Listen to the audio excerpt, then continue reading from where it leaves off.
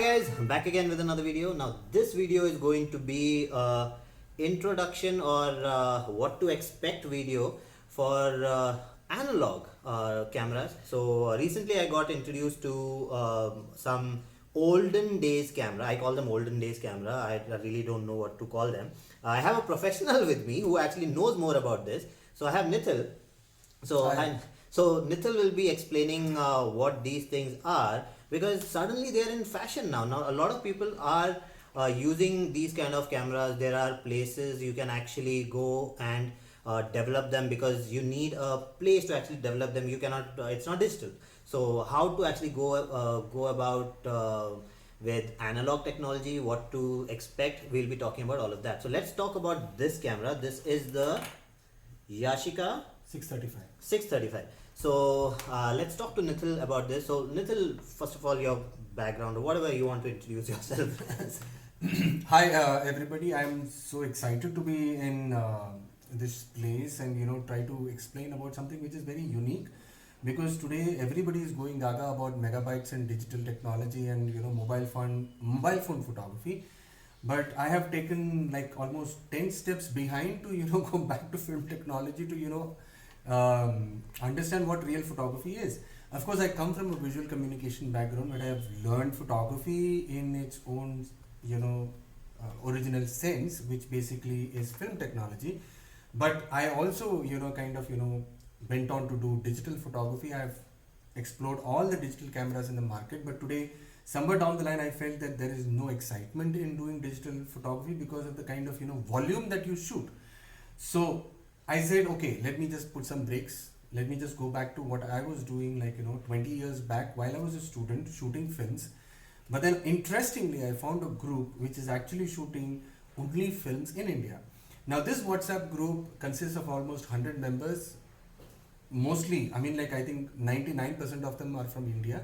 They're only shooting on analog format, which is basically film based format, where they actually shoot with a film roll. Film roll is something which is a plastic which is coated with light sensitive material, which when exposed to light rays basically gets exposed. So if there is no exposure, if there is no light, then those areas are called as unexposed areas. The areas where it is exposed are called exposed areas. Now how do you do this? But in latest technology, this particular aspect of the film technology is done by something called as a sensor. Now the sensor does the same thing but in a digital format, which is 0:1 or 0 and 1s. So it's coded. But here, this is very organic. This is very original. You can actually feel, touch it and see what your image looks like. Now, the task given to me today is to explain about this particular camera which I use and which I have mastered to use, which is quite an interesting. Okay, so but before we start, so basically when he showed me this, I actually thought this is one of those cameras. Like now you see two lenses on cameras. One is your regular one. The second one may be for bokeh. The second one may be for wide angle. So there are two lenses for that. This one has two lenses. So I thought, in those days they had bokeh system and all this thing done, but then I came to know it was not for that. It was something else. So that's why he'll be explaining. I'll be mainly quiet in this video. So here we have this camera which comes with a very beautiful leather casing. You can see that this is a leather casing. When you actually open it, and there is this thing which to open your, it's just a lens cap. It's a very small plastic stuff.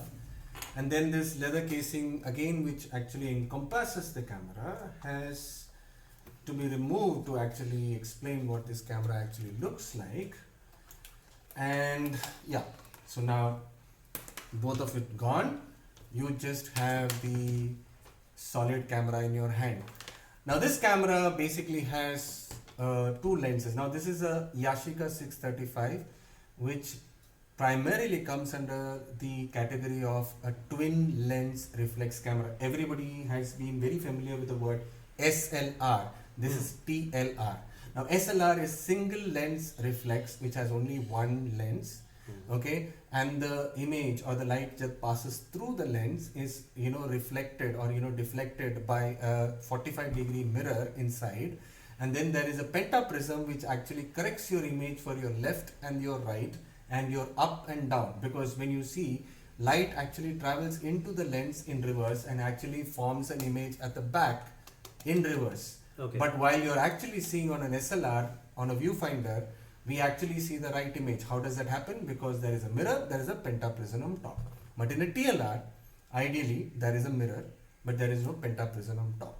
So the viewfinder which you find here is straight, and it doesn't have a pentaprism which corrects your left and your right.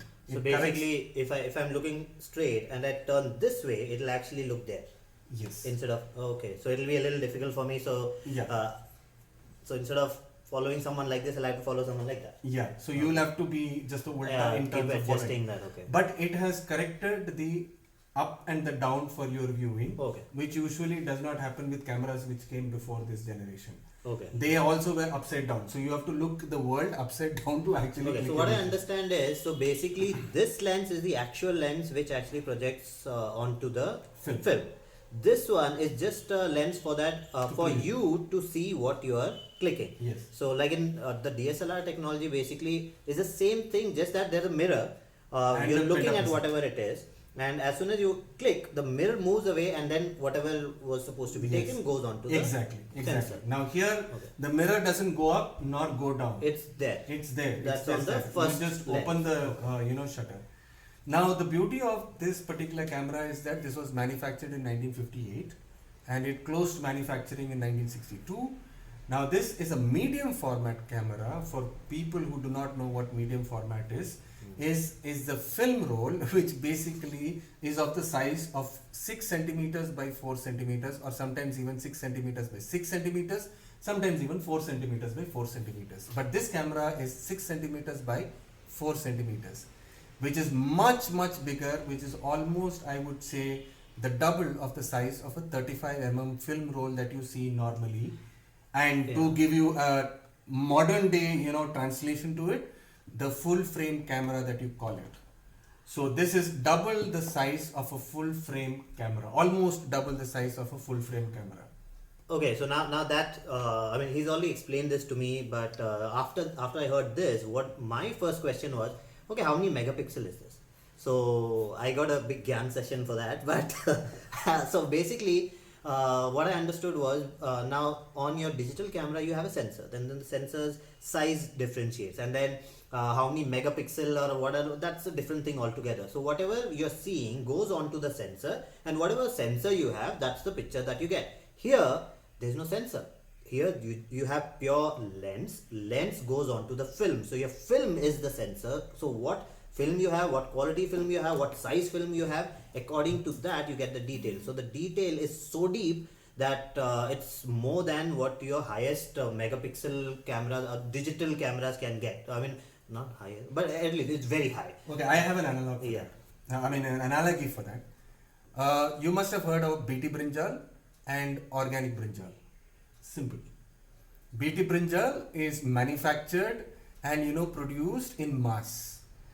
But when you actually have to make brinjal, which is like to be nurtured for You're more talking than about months. vegetables. Okay, I thought maybe okay. So organic. This is very organic. This Okay. is original. But then what your digital cameras do is it's manufactured and it's mass production. That is why you are able to shoot 2000 images, 3000 images, depending on the kind of sensor size that you have. But this camera is very unique. This shoots only 12 frames. 12 frames. Yeah. Oh, okay. So you only can produce 12 frames in one roll. But this is manufactured in 19... in comparison to like 2000, 3000 frames in Okay. digital camera. So that's why I compared it to the manufactured industrial vegetable, which is BT brinjal, to an organic brinjal, which can only be manufactured very less. There's only an amount that you can actually. So this is going to give you the pure form of whatever. So like in your DSLR or whatever, it's depending on the sensor size, and then the expense, like 2 lakhs, 3 lakhs, 4 lakhs, I don't know how many lakhs it goes to. That's how good the sensor is, and then the lens. Now in this, one more thing which was surprising is, you can actually put lenses. So there are lenses attachment for this. Yeah. No, it's not actually lens attachment. This is something called as a macro kit. Macro kit. Okay. Okay, it's not a lens attachment. The lens is the same. But you do have something for little further one also, like yeah, little further telefocal, one. But let me come to that Yeah. later. But when you're talking about costing, yeah, these cameras in eBay cost you a bomb. But fortunately for me, I just got it for 7 grand. So a camera which has to produce this quality, the same quality of images in digital format will easily cost you 30 lakhs. Okay. So I got it for 7,000. Okay. Okay. Now, but one more thing. Now this only takes black and white. no, color. It does take color. Yes, it does. Oh, okay. I saw all the black and white pictures. So I okay. shoot black and white because I process black and white myself. I don't have the facility to process color film. The color film processing happens in Mumbai or in Bengaluru or in Delhi. There are other places where I have to send my film roll to. But I have my own processing unit where I can process my black and white films, and I love black and white, so that's why you shoot black and white. So it takes Okay, so now what we will do is we'll take a close up of this camera. Let's go and see how it actually looks like, how to put the film in. Now this video will become too long, so I'm going to make a second video where we'll be talking about where you can actually process the films, so where you can actually get it from. There are places, surprisingly 1950 something manufactured camera, you still get films. I didn't even know that. And then there are processing places where you can actually, I mean, for this you can't just give it to a shop. Those shops are no longer there. So there are places being opened where you can personally go and process it. You can do it yourself. So there are a lot of these kind of things which have been opened in Pune, Bangalore, Pune, Bombay, Bangalore, Bombay, Bangalore, Bombay, and Delhi. So we'll be talking about that in the second video. So that's it for this video. If you like the video, please subscribe, hit the like button and do comment, and I'll see you again with another video. Bye bye. Bye. Oh, bye.